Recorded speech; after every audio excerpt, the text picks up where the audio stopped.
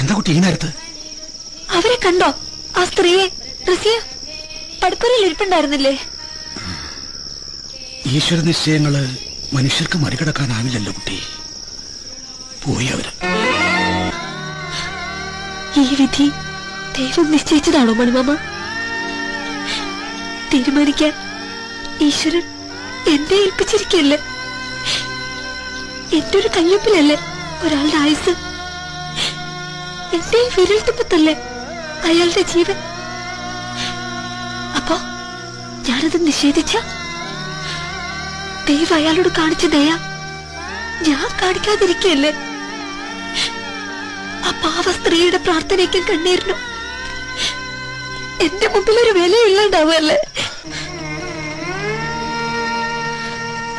ആലോചിച്ചു മണിമാമ, ഞാൻ ഒരുപാട് ആലോചിച്ചു. അവരുടെ മുമ്പിൽ ന്യായീകരിക്കും